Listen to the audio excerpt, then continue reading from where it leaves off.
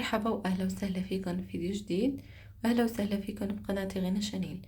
إذا كنتوا عم تشوفوا الفيديو لأول مرة وعجبتكم قناتي بتمنى منكم تشتركوا بالقناة وتضغطوا على زر الجرس حتى يصلكم كل فيديو جديد. بفيديو اليوم يا صبايا رح أعمل معروك وكمان رح أعمل تمرية. بس هون أول شي رح بلش بالتمرية، واليوم إذا الله راد بدي أروح أفطر عند بيت أهلي فقلت باخدها معي. بالنسبة للمعروك رح أعمله لما أرجع من عندهم. لأن إلي من كم يوم عم أقول بدي أعمله من أول رمضان، بس سبحان الله ما عم يتيسر معي، فراح أعمله بعد الإفطار لأنه بكرة ما عندي وقت أعمله، عندي دوام وهيك. فقلت يلا ما مشكلة، الواحد بتعرفه بيسهر بعد الإفطار. هلأ هون يا صبايا أول شي أنا كنت عاجنة العجين وتاركتها مريحتها عجنب، بس الفيديو اللي صورته ما بعرف ما لقيته محذوف. المهم حطيت 3 كاسات طحين، ضفت لهم معلقة صغيرة بيكنج بودر، وكمان حطيت تقريبا ربع كاسة زيت نباتي، واللهم صل على النبي حطيت كمان مي سخنة. هلا المي يعني دافي مو سخنة. هلا بالنسبة للمي الدافي ما فيني احدد لكم قديش، لان كل نوعية طحين بتختلف عن التاني. فممكن انا احط كاسة طحين عفوا كاسة مي، ممكن كاستين. فانتوا يعني بتقدروا من هذا الشي وانتوا عم تعجنوا العجين لتشوفوها انها تكونت. ريحتها تقريبا شي نص ساعة، وبعدين رجعت قطعتها كورتها لدوائر مثل ما شفتوا. تركتها على جنب، غطيتها وتركتها. وبس قبل ما اغطيها كمان رجعت دهنتها بزيت مشان هيك تريح. هلا هاي العجينة يا صبايا كل ما ريحناها اكتر كل ما بتطلع احسن. فبعد ما دهنتهم بالزيت تركتهم نص ساعة تقريبا وغطيتهم. وهلا هون رجعت كل قطعة بفردها بهذا الشكل مثل ما عم تشوفوا، بالسمنة طبعا بفردها لحتى تشوفها هيك ارتقت على الآخر. وبرجع بس بغطيها هيك بسكرها مثل ما شفتوا، بتركها على جنب. وكمل بقية القطع مثل ما عملت أول قطعة بهذا الشكل. وطبعا يعني هاي الأكلة إنه بتاكل سمنة كتير. هلا هاي العجينة يا صبايا هي عجينة للشعبيات بنستخدمها، وكمان بنستخدمها للتمرية وللصفيحة المطفورة لأكتر من شغلة.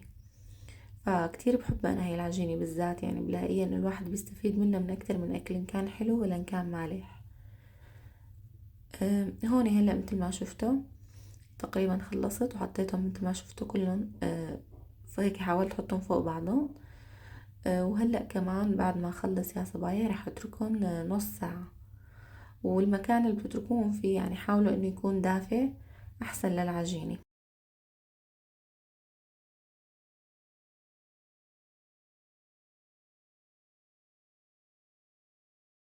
حتى وانتوا عم تشتغلوا فيها انه رح تكون لينة العجينة.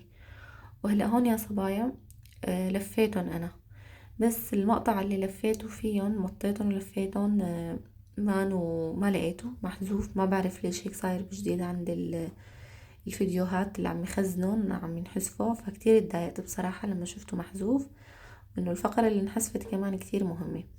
هلا انا مثل ما شفتوا كنت طاويتهم بعد ما بدي بريحهم نص ساعة.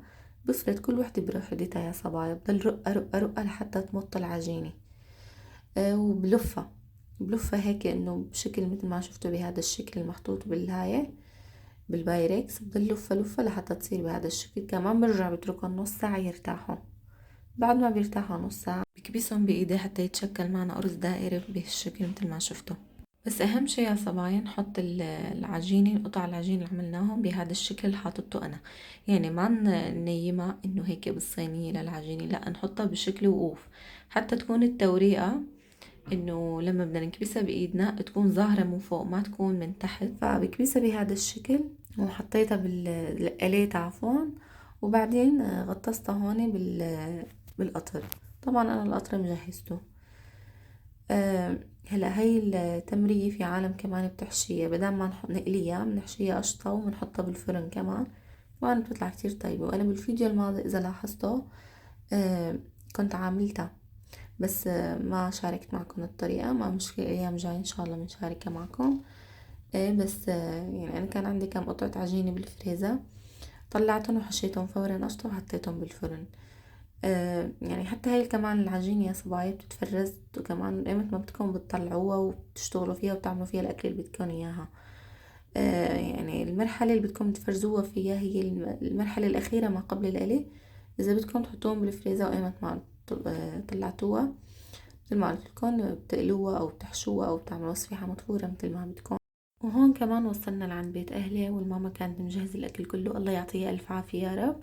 كانت عاملة بوريك تركي وحشيته لحمة، وكمان دجاج مع بطاطا بالفرن، شوربة وفتة، وهون كمان في أكلة ليبية. الحمد لله، الله يديم علينا النعم يا رب. الله أكبر، الله أكبر.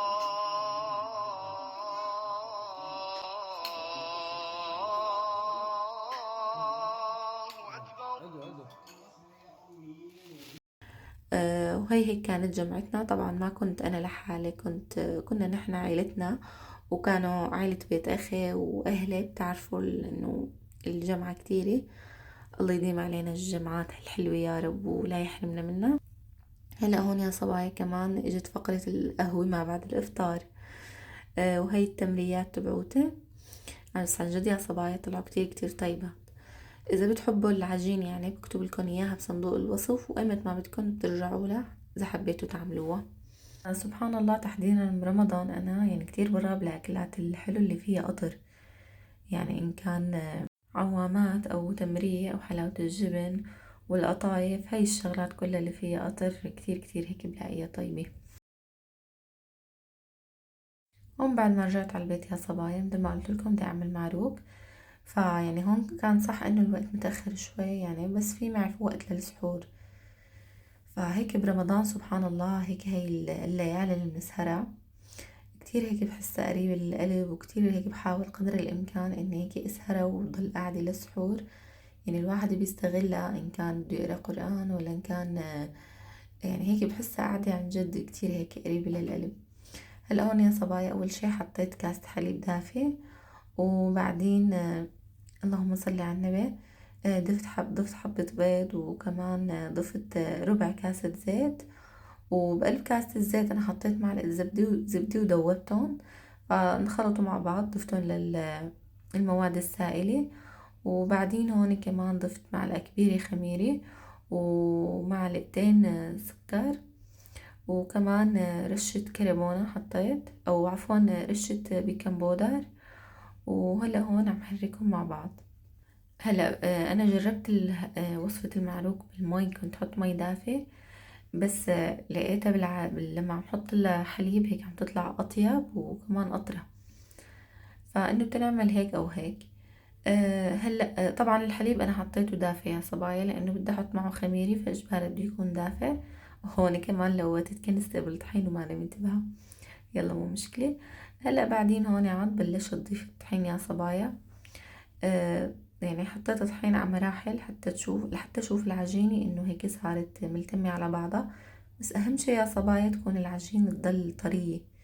يعني حاولوا ما كتير هيك تحطوا طحين، لحتى انه هيك حطوها بالتدريج لحتى ما يكتر الطحين وتصير علينا العجين قاسي.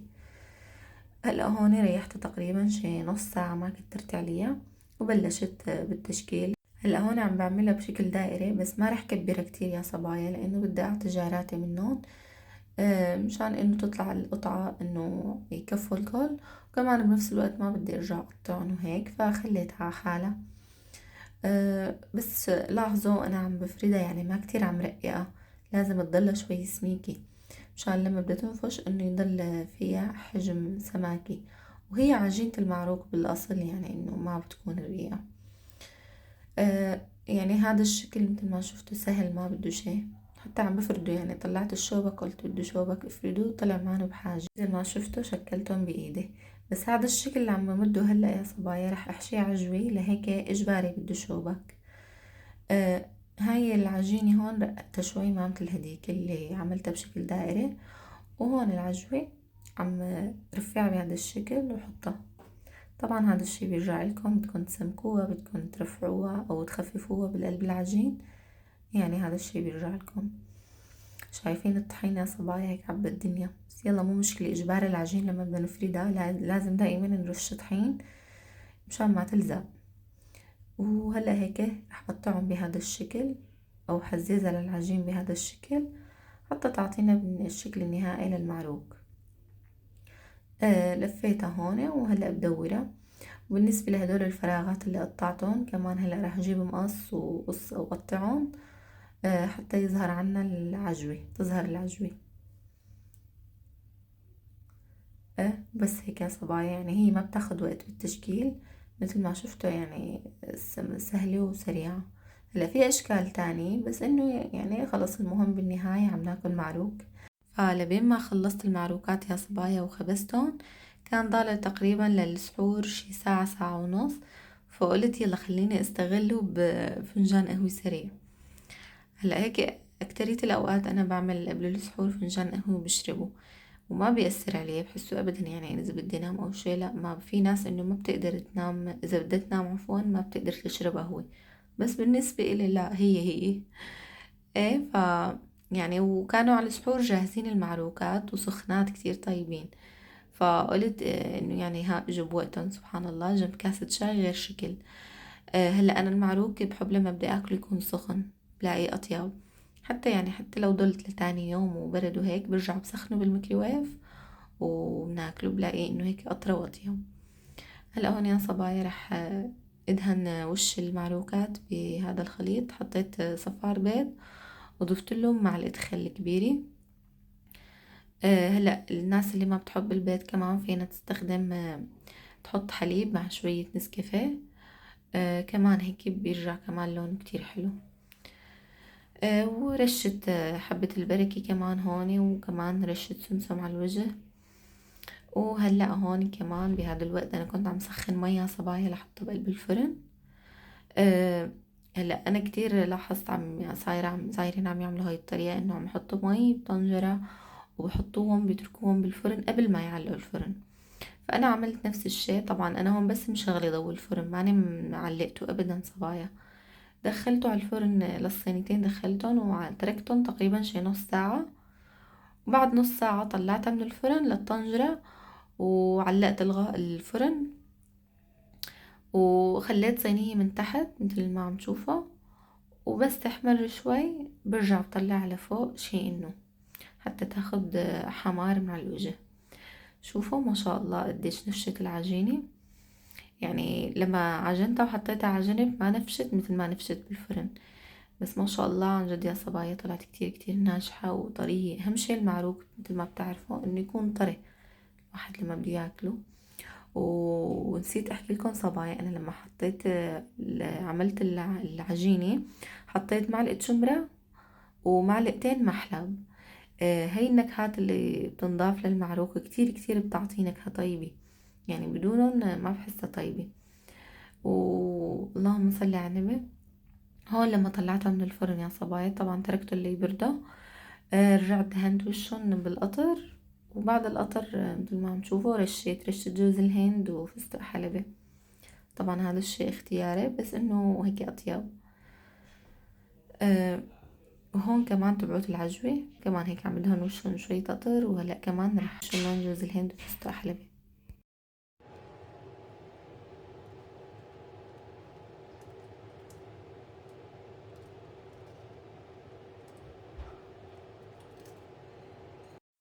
هلأ صار وقت القهوة.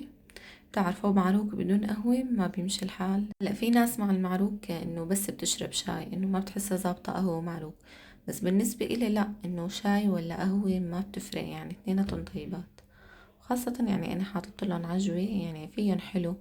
كمان دهني وجهن قطر، يعني فيه حلو. شوفوا ما شاء الله شو طرايا فتحت لكم وهني اللي بفرجيكم قلبها يا صبايا. ونكهة المحلب طالعة فيها يعني كتير كتير طيبة، وحتى اني عم ينخبزوا بالفرن.